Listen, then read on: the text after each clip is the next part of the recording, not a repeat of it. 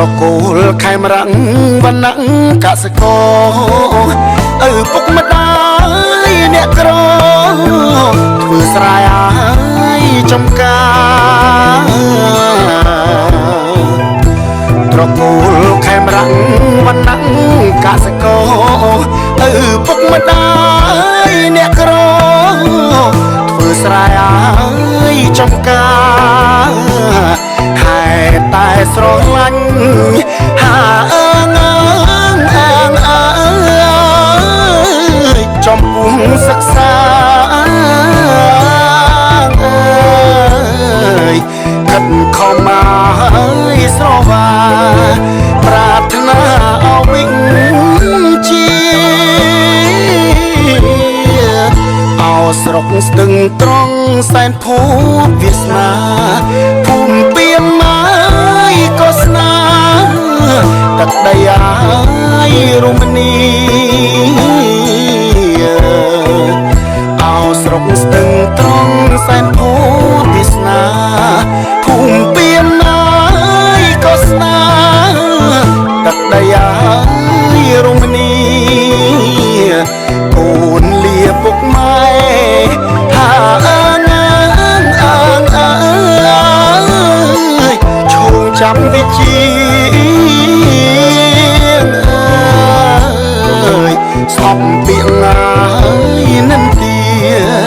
ឌីរកូនក្រក្រៃអាយុ13ឆ្នាំកំបែកគ្រួសារព្រោះគ្មានណាយសាលាសិក្សាបន្តអាយុ13ឆ្នាំកំបែកគ្រួសា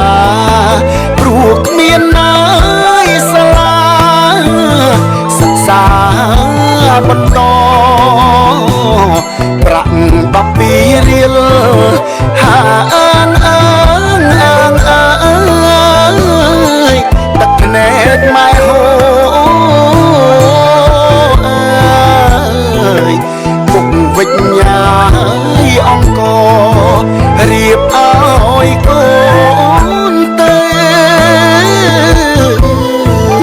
ទូឆាកកំពុងដីកំពុងចាមទឹកភ្នែកញ៉ាយដកដាឃ្លាតកាយក៏ក្ដៅទូឆាកកំពុងដីកំពុងចាមទឹកភ្នែកញ៉ាយដកដាឃ្លាតកាយក៏ក្ដៅ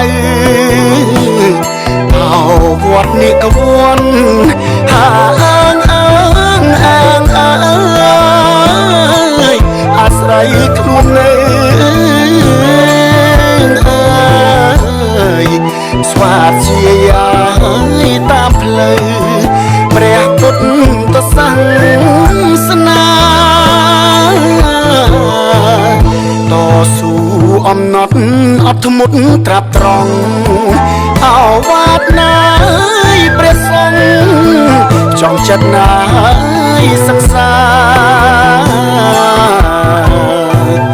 តស៊ូអំណត់អត់ធ្មត់ត្រាប់ត្រង់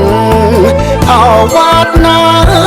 ព្រះសង្ឃចង់ចិត្តណាយសិក្សាជីវិតក្មេងវត្តហាមិនខ្សត់ប្រាជ្ញាដូចខែភ្លឺថ្លាអនាគត